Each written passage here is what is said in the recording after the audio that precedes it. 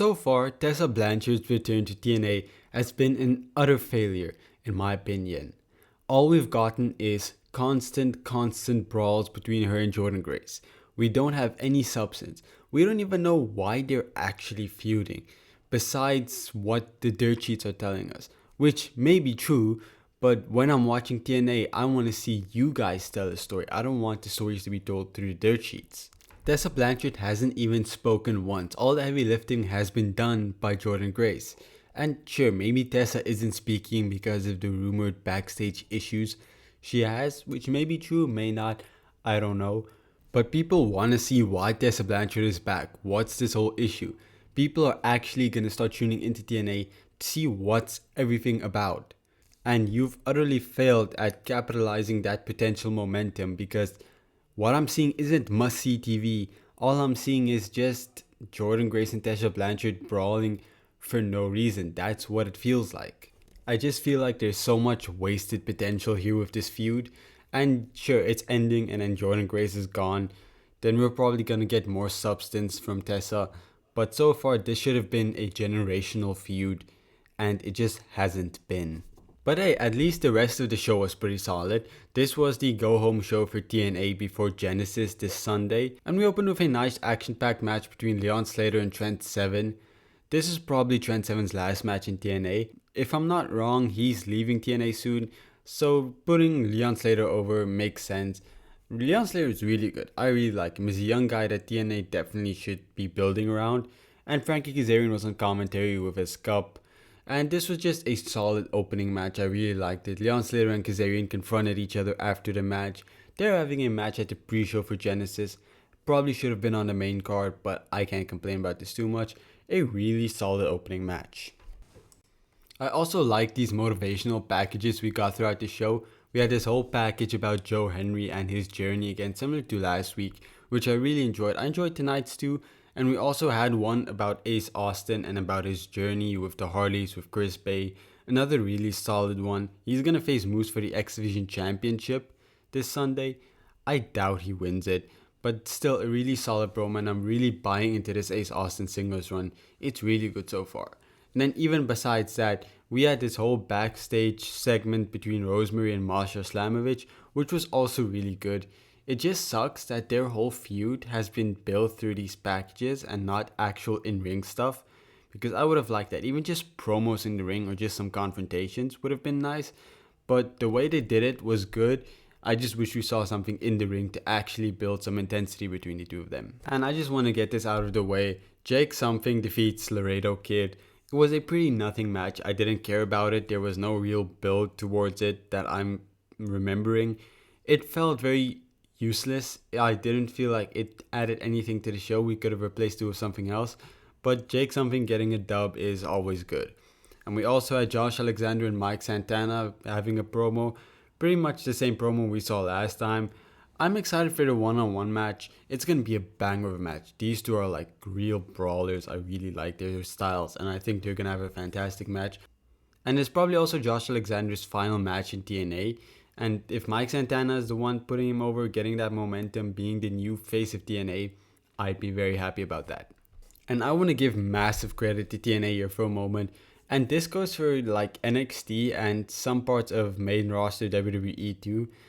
They've been really building up all of their tag team divisions. It's been really good. And especially tonight on TNA, we got some real good tag team stuff. Now first is for the Women's Tag Team Championships. The personal connoisseur for Ashpa Elegance and Heather Elegance called them to the ring and showed them these cardboard cutouts of them with the Knockouts Championships. I'm so ready for them to have these Knockouts Championships. I think they're going to do some amazing work with it. They're very good character workers, and for a title with so little opponents to face with, having the Knockouts Championship on them and letting them just do their character stuff with it, it's going to do wonders for the belt. And hopefully Dani Luna can split off on her own, because I really like her and I'd like to see her be boosted to the top of this women's division, because I think she has the potential to be there. So that's what I want to see from her. I don't know if they will split Spitfire up, but I hope they do. And then on the men's side, Eric Young and Steve Macklin defeat First Class. I want to see Steve Macklin and Eric Young go after the tag team championships. I really enjoy them as a tag team. I think they fit better here in as opposed to their singles runs. But yeah, Steve Macklin and Eric Young, I would like to see them and the Hardy Boys in a feud. And talking about that, the main event match for tonight was the Hardy Boys defeating Sami Callihan and PCO to retain their tag team championships ahead of their match against the Rascals. I mean, there was no surprises here. The Hardy Boys weren't going to lose like 3 days before they had a title match, with how much that match was like promoted and put on posters and stuff. But it was a really good match. Sami Callihan and PCO are just a bit slow in the ring, but so are the Hardys, so it was a relatively slow match. But I enjoyed it. I can never complain about seeing the Hardys. But now, who is number 23? Like, we had this once again shown while Sami Callihan and PCO were entering the match, and I'm starting to wonder, because it's been going on for so long, I just want to know what it is. And we're probably going to find out at Genesis. My original theory was that it was going to be Baron Corbin. It made sense. I have a whole explanation. Go check out that video. But then again, maybe it's Willow. Because it doesn't make a whole lot of sense why it would be Willow.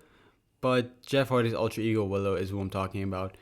But my idea behind this is Jeff Hardy recently said they're making a new mask to have a Willow run again. And, 23 and Willow doesn't make that much sense. I don't know I'd probably, if I dig deeper and it is Willow, there's probably some connection. But nothing that I can think of at the top of my head. But that's just another option for who this could be. And then to end the show off, we had Joe Henry and Nick Nemeth having their one-on-one confrontation before their match. It was a pretty solid promo. Really liked it. Nick Nemeth and Joe Henry were both very passionate. And then Ryan Nemeth came out and he and Joe Henry kind of had this face-off. And Joe Henry was about to attack Ryan Nemeth, but Nick Nemeth came up for his little brother and attacked Joe Henry, putting some more animosity between the two of them. I really like this part. Like, this was really well done. A really, really great way to, send us off before their match. Joe Henry has to win the TNA Heavyweight Championship. But then again, Nick Nemeth said what JBL did and cost him. Nick Nemeth had nothing to do with that. And I don't know what this whole JBL thing is about anymore. And I actually like it. And I'm really curious to find out what it is. It's been so slow and it hasn't progressed much at all. But for some reason, I'm still very curious about it. So this Sunday, I'm really excited to see how JBL is involved, whether or not we find out who 23 is, and just a bunch of stuff. Genesis is going to be an amazing pay-per-view. And overall, this was a solid episode of TNA. I'd give it a solid 8 out of 10. Wasn't at the upper echelon of the shows we've seen before, but it was a solid show. It held its own. I didn't mind it. I was thoroughly entertained while watching it. So 8 out of 10 feels like a very good rating for this show. I liked it. And if you like me talking about TNA instead of going to watch it yourself, which please keep doing that, I really appreciate it, then leave a like and subscribe to the channel. We're almost at 500 subscribers. I would love to reach that goal. So thank you for watching. I'm sending love to all around the world and I hope to see you again soon. Goodbye.